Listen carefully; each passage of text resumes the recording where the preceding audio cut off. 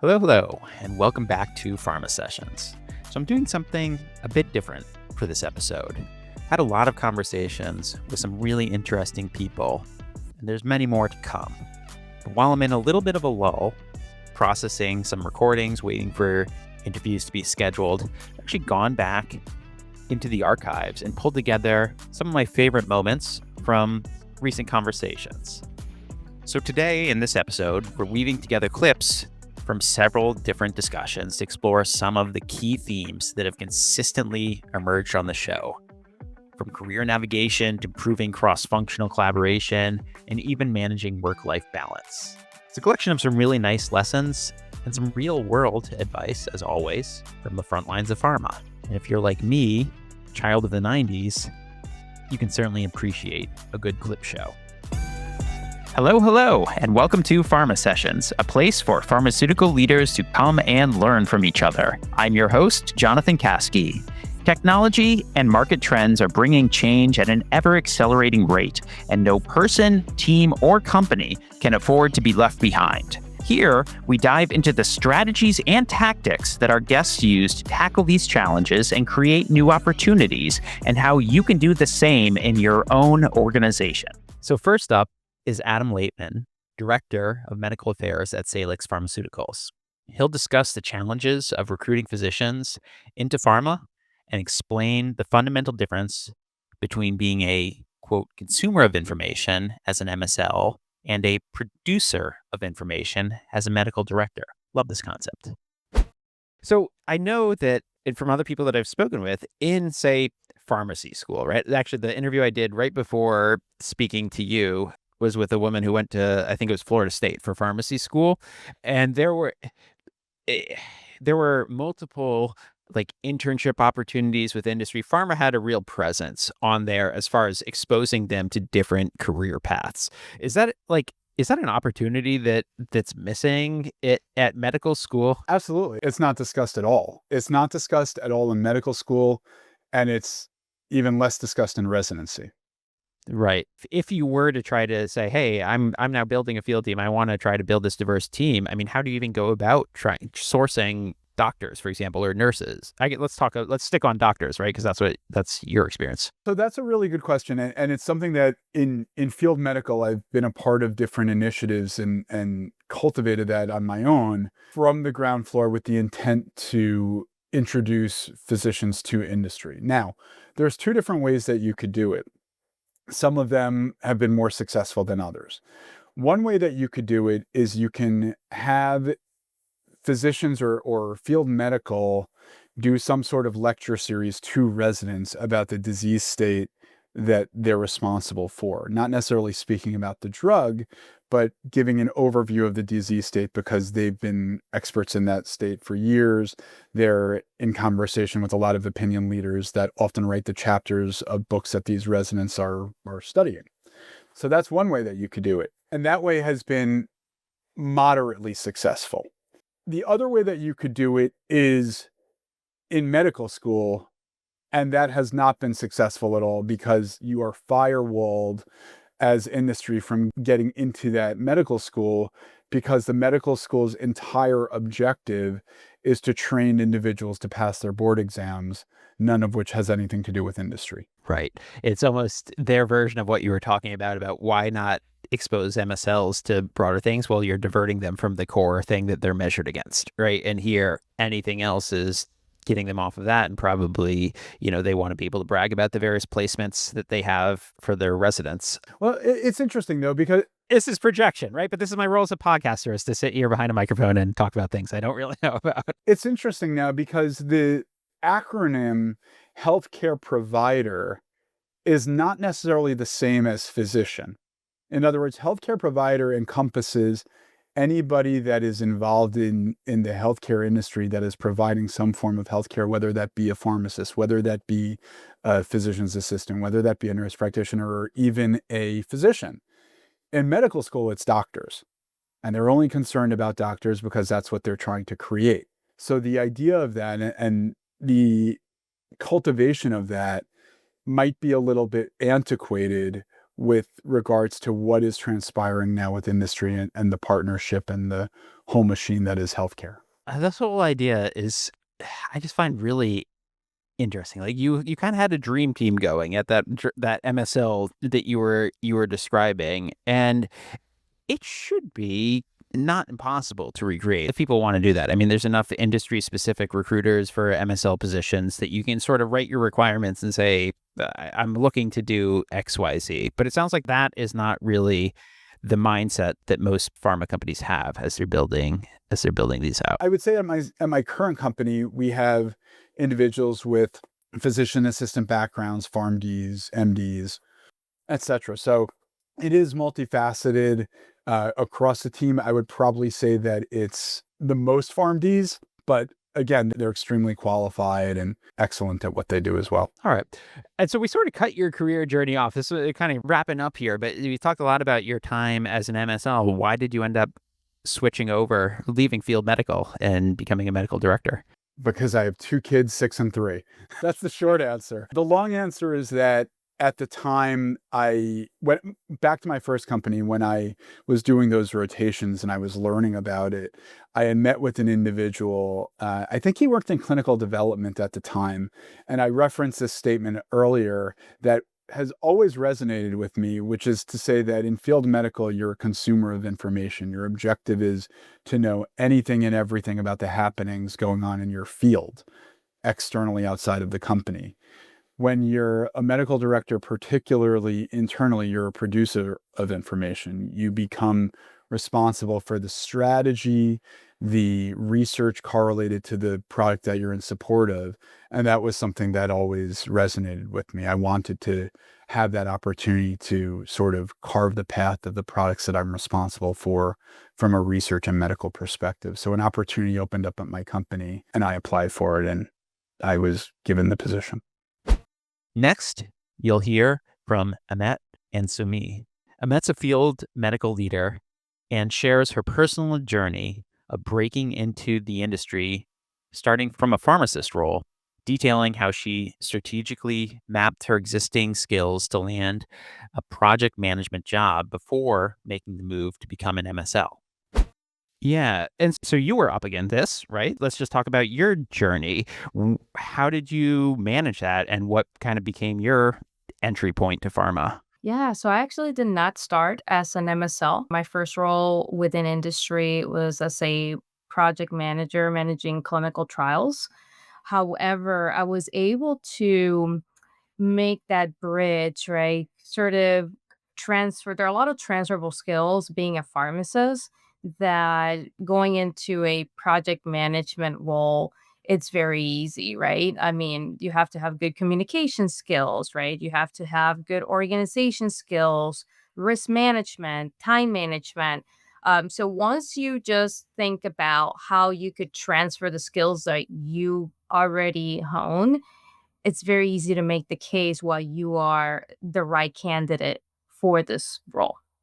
So you were, and the skills you're talking about and the role you were in, what role were you in right before you joined a pharma company? So I was a medication therapy management pharmacist.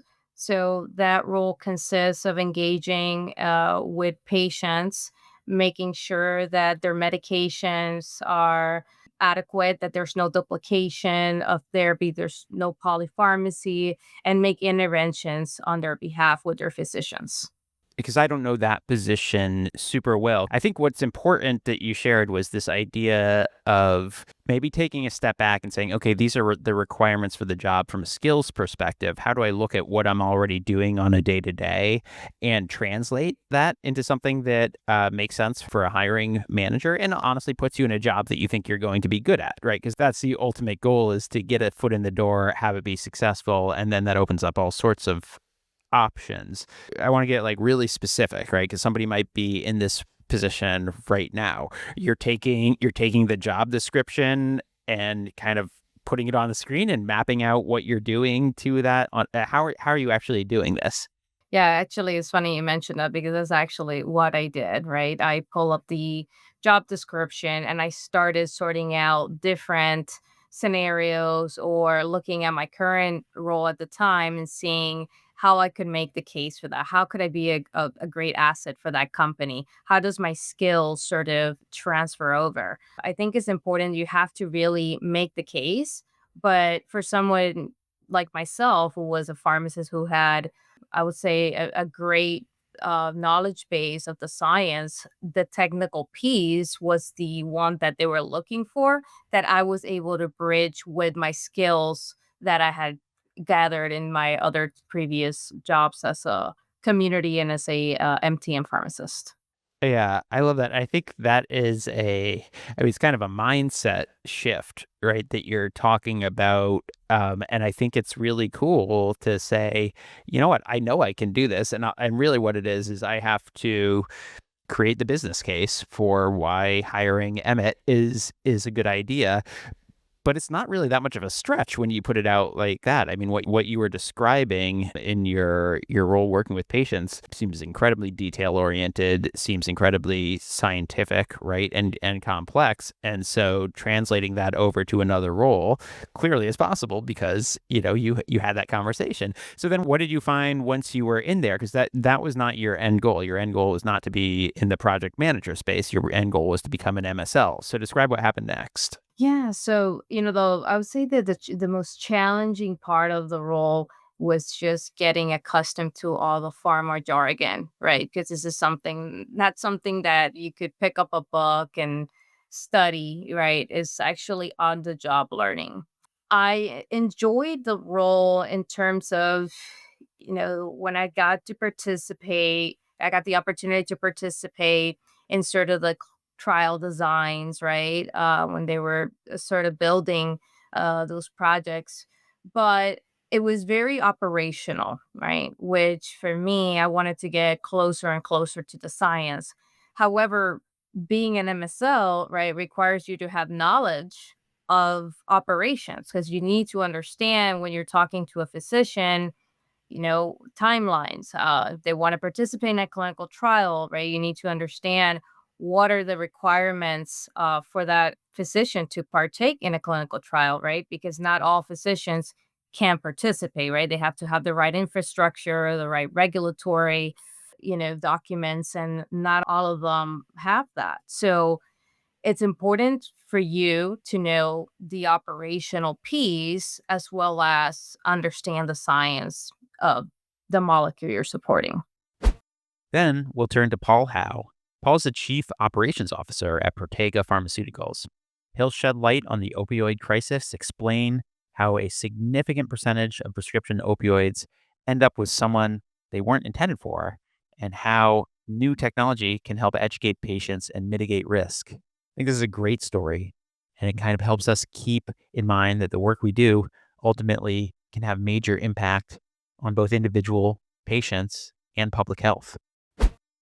Gotcha. And so this is why this is such an interesting conversation to me, because as you sort of alluded to in your introduction, right, it's a job, it's a company, but it's also big impact on society. And, I won't get into many people know, right, people that have dealt with this, and a lot of people got into addiction through seemingly benign ways. So I'm curious, what do we know about common pathways to addiction and opioid dependence and all of that right now? Yeah, well, it's interesting because as I got into this and didn't realize that 54% of the prescription opioids out there end up with a family, friend, somebody they weren't intended for over time. A lot of times it sits in the medicine cabinet, so to speak, a drawer somewhere, and a teenager picks it up, and that's where the initial contact starts. And the physicians, the medical community is well aware of the fact that the escalation is very quick. So unfortunately, when somebody does start to take an oral opioid, and again, it's unfortunately still one of the biggest drug dealers in the United States, the biggest, is really the prescription medication that's left unattended and then it's taken. And so that's why the doctors know we're trying to stop that escalation in the case of Roxybon and our product. So the patient doesn't have that when they go from oral to crushing and inhaling or smoking or injecting. They're usually 6 months later on illicit fentanyl. And I know the big focus right now in the United States is on how to stop the illicit fentanyl coming through the borders. the cartel, what they're doing, etc. But we're also in the front part of this to stop that escalation where people do get addicted. We have a real opportunity to shut that down, and that's what we're working on up front. And then with the technology we'll get into, I know as well, John, but we're going to be able to kind of do risk mitigation and risk stratification for the medical community and for patients. Yeah, and that's pretty, I mean, that whole piece is also interesting to me because, I've had knee surgeries, right? ACL repair, and you leave with that with a prescription for some type of oxy something, right? And then you're sitting there and you're like, well, I am in pain and I would like to not be in pain anymore, and I'd like to be able to get some sleep and all of that type of stuff. But you hear all these horror stories of people, professional athletes all the time, right? It started out with my knee surgery and then it escalated. So maybe we could talk about a little bit about the education piece now, right? Because feel like from a patient's perspective, even a patient that works with pharmaceutical companies, it's really unclear. Like, should I just follow my doctor's directions? Or is that a problem? Or what? Like, what do I do? Exactly. And I think that, the medical board, the AMA, has certain criteria to help patients titrate down off medications and all. But if there's not the education piece there, and many of the physicians, especially in the pain community, are so overwhelmed with the number of patients coming into their practice simply because other physicians and other practices, whether it's primary care, family medicine, et cetera, they don't want to treat patients with chronic pain anymore because of all the risk that's associated with it, unfortunately, due to things that have happened in the past. So they transfer the patients into the chronic pain physicians, and they're overwhelmed. They don't have time to really do all the education that they'd like to do. And that's where technology steps in. That's where we were able to identify is a group out of Stanford, in the Stanford Pain Center, that had this platform, a software. It's a SaaS program software that was developed and has been developed and been fine-tuned and refined over the last 8 years to where now it can be you can, offer it across the entire pain community. And it's a way to do risk stratification and risk mitigation for physicians and patients so that patients not only get treated with the ones that need to get treated, but also they get educated with some very, very excellent, great education on how you should titrate down. What are your symptoms you should look for? Your immune receptors, how they build up resistance potentially in your body. And so therefore you should try and go on a multimodal prescription plan and learn to titrate down. There's a lot of things, especially that titration piece for patients on how they really need to move away from the medication at some point, and potentially if they still have chronic pain, try something different. So there's all kinds of series of things as a patient that you're going to get that education through technology now, through this platform that we offer, and I'm sure others at some point will offer as well, in addition to the abuse deterrent technology we have in the product, which really, if you heard what I said earlier about 54% it's taken, that medication is used by somebody it wasn't intended for. And so that's where the abuse deterrent technology works, more so a lot of times in the patient that really needs it. There are millions of patients. And I know I mentioned to you the first time that it went up from 2020 to 2023. It went from 20% of the US population had chronic pain to now 24.4%.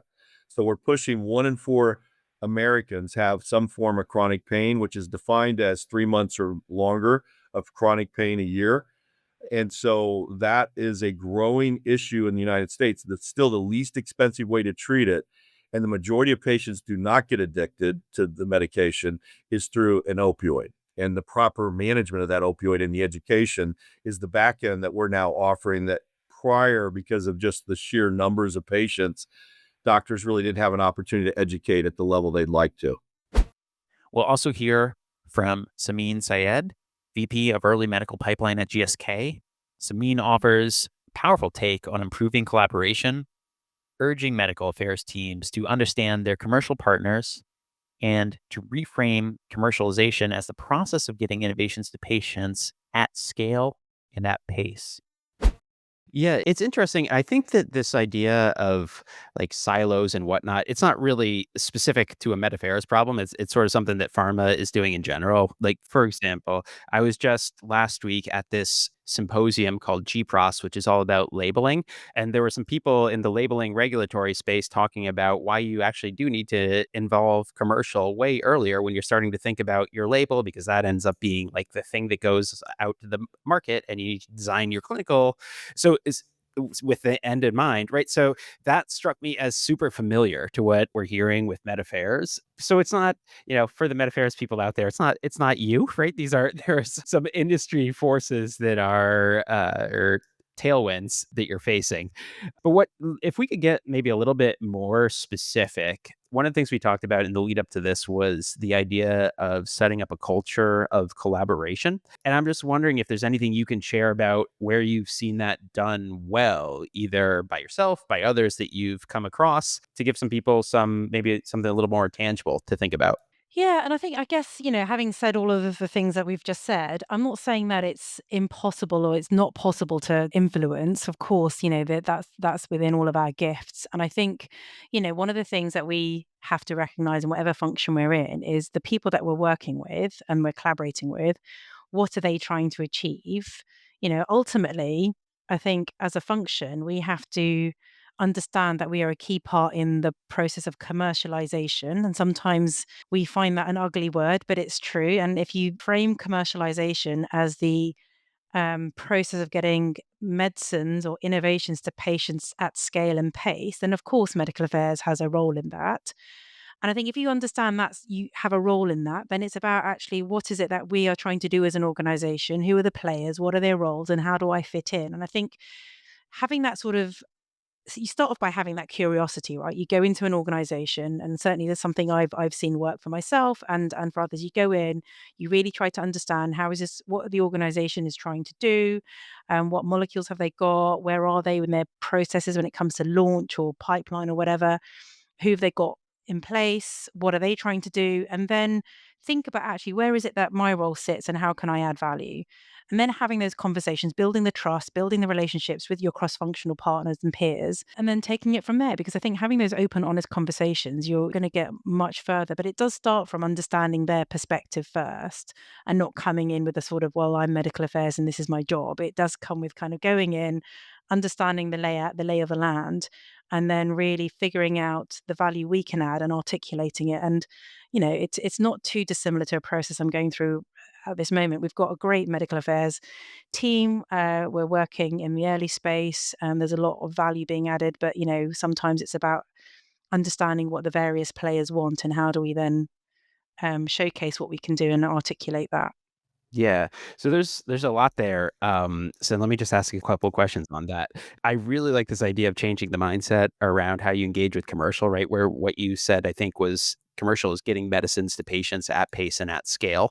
And that's very different than like, maximizing shareholder value or increasing revenues. But that's ultimately what it is, right? You're working on medicines and they don't do any good if they're sitting on the shelf, right? They need to get into people's bodies.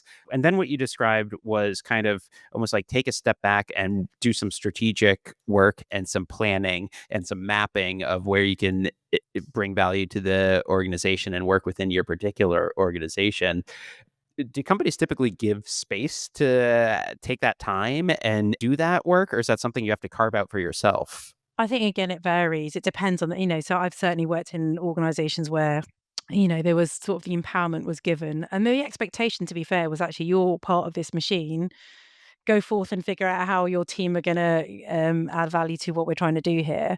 But then there are times where you are literally just sort of, I mean, I think I did a LinkedIn post where people are just sort of drowning with stuff, and it's then hard to know, if, where can I kind of pop my head up and have that strategic lens. But then that does become, if you're a senior medical leader, then that is on you to try and make that space to make it happen. And it's not easy. I'm not going to pretend, oh yeah, oh, it's just easy, just do this and you're done. It does take sort of a bit of bravery. And, you might not be, you might rub people up the wrong way. But ultimately, if your aim is to improve what you believe is right for the organization and you can speak to the people around you and they see that too, then that should help you on your way. But you're right, you have to create that space first in some places, and that's not always easy. So I'm not going to pretend it is. And my heart goes out to people who are trying.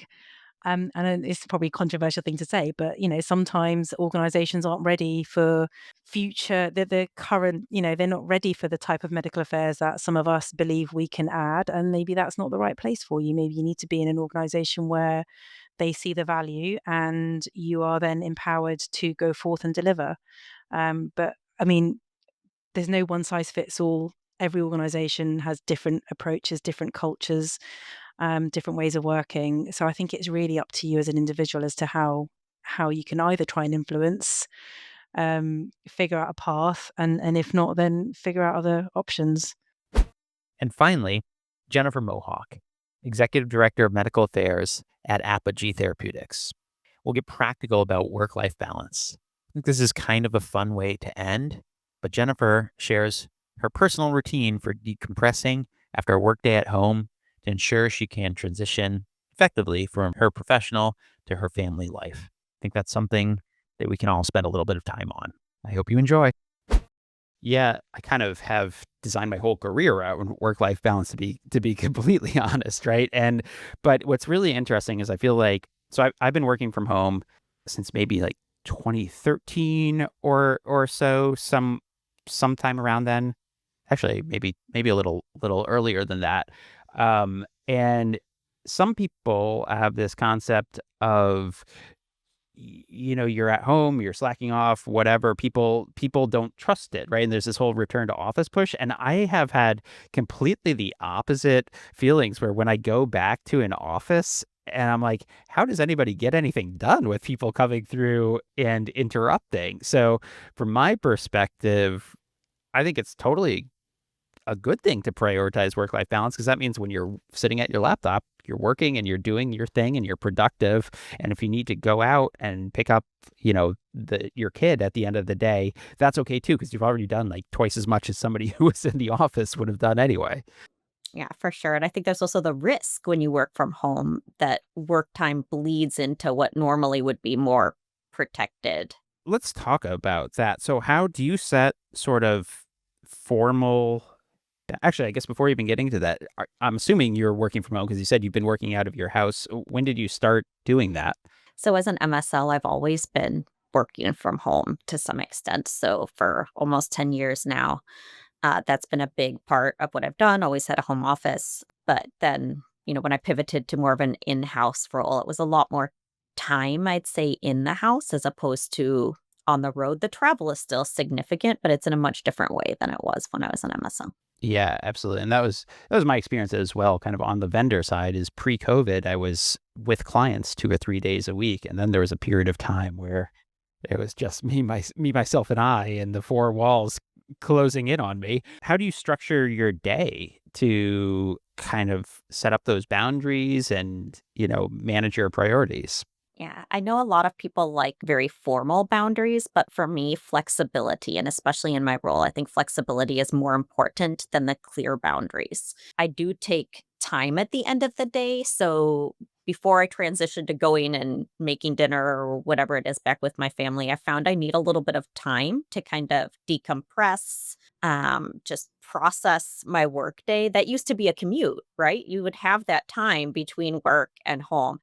And so if I don't take just a few minutes at the end of the day to set myself back up for home and putting my mom hat on, so, clear bias, I have a child, which colors a lot of these views, but my family doesn't like me very much if I don't take those few minutes to really kind of process and get back into home mode.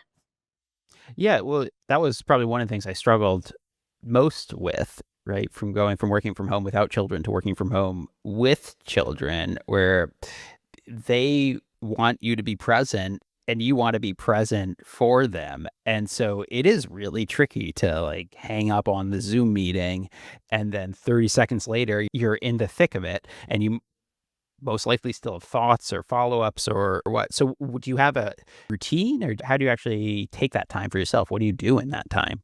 Yeah, at the end of the day, and sometimes I go back to work after dinner, after the things like, and I make it very clear to my family, like, look, I have to go, gonna take some time and do these things, different than just a one-off email, but if I really need to sit down and focus. And so at the end of my work day, before I go transition to dinner time or driving to the clubs and the sports time. I go through my to-do list from that day, see what needs to be carried over to the next day. I kind of set up my agenda for tomorrow. And that helps me get some of those thoughts out. Like, what are the things that are hanging that I need to remember to do tomorrow? So I literally write them all out on my to-do list for the next day, sketch out that schedule, and then take a few minutes to just sit and see what other thoughts come. And it gives me just a little bit of decompression time. That's really nice. Yeah, actually physically writing things down is to me, that is the secret of, at the end of the day, it's like you can just trust your to-do list.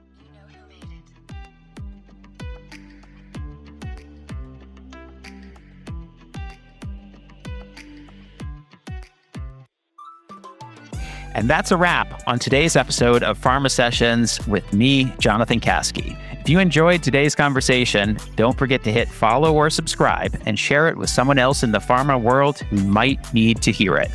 For more on pharma trends, career growth, and business strategies, connect with me, Jonathan Kaskey, on LinkedIn. Until next time, thanks for listening.